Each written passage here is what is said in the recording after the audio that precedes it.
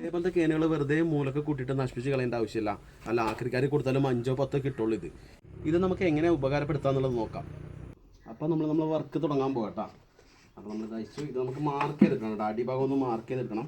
ഒരു സ്റ്റാൻഡിൻ്റെ അളവിൽ മാർക്ക് ചെയ്തെടുക്കാൻ നമ്മളൊരു മരക്കഷ്ണം യൂസ് ചെയ്യുന്നുണ്ട് കറക്റ്റ് അളവ് കിട്ടാൻ വേണ്ടിയിട്ട്.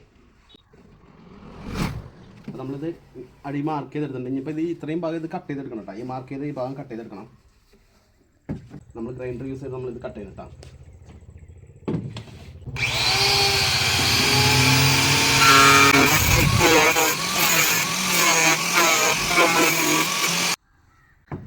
അപ്പോൾ നമുക്ക് ബാക്കിയുള്ളതും കൂടി ആ രൂപത്തിൽ നമുക്ക് കട്ട് ചെയ്തെടുക്കാം.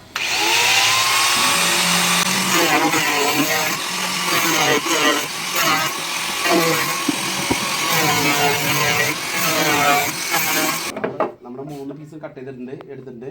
അപ്പോൾ അതിൻ്റെ മൂടിൻ്റെ വട്ടത്തിൽ നമുക്ക് ഇതിൻ്റെ സെൻറ്റർ തുളയ്ക്കണം കേട്ടോ. തുളയ്ക്കണമെന്നുണ്ടെങ്കിൽ നമുക്കിത് സെൻറ്റർ മാർക്ക് ചെയ്തെടുക്കണം. സെൻറ്റർ മാർക്ക് ചെയ്തെടുത്തിട്ട് നമ്മളിത് ഈ മൂടിൻ്റെ വട്ടത്തിൽ ഏകദേശം ഒരു 1.5 ഇഞ്ച് ബിറ്റാണ് വരുന്നത്. ഹോൾസെയിൽ ബിറ്റിട്ട് നമുക്കിത് തുളയ്ക്കാം. ബാക്കിയുള്ള നമ്മൾ തുളച്ചെടുക്കുന്നുണ്ട്. ആ രൂപത്തിൽ നമ്മൾ തുളച്ചെടുത്തിട്ടുണ്ട്. ഇനി നമുക്ക് ചെയ്യാനുള്ളത് കട്ട് ചെയ്ത ഭാഗത്തിൻ്റെ ഉള്ളിൽ കൂടെ നമ്മൾ ഈ സാധനം ഇതിൻ്റെ മൂടി ഭാഗം ഇങ്ങനെ കുറച്ച് പ്രസ് ചെയ്ത് തന്നെ കയറണം കേട്ടോ. അത്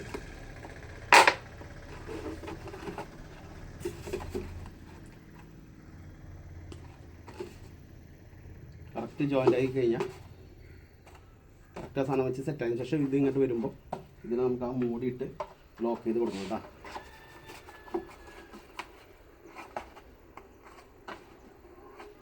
അപ്പോൾ നമ്മളെ പണി പൂർത്തിയായിട്ടുണ്ട്. അപ്പോൾ വീട്ടിൽ വേസ്റ്റായി കിടന്ന കേനോണ്ട് നമ്മൾ ചെടിച്ചട്ടി ഉണ്ടാക്കിയിട്ടുണ്ട് കേട്ടോ. അപ്പോൾ ഇത് ഇങ്ങനെ യൂസ് ചെയ്യാൻ പറ്റും. വെറുതെ നശിപ്പിച്ച് കളയൊന്നും വേണ്ട. അങ്ങനത്തെ സാധനം വീട്ടിലുണ്ടെന്നുണ്ടെങ്കിൽ അപ്പോൾ 2-3 ചെടിച്ചട്ടി നമ്മൾ ഉണ്ടാക്കിയിട്ടുണ്ട് കേട്ടോ. അപ്പോൾ ഓക്കെ.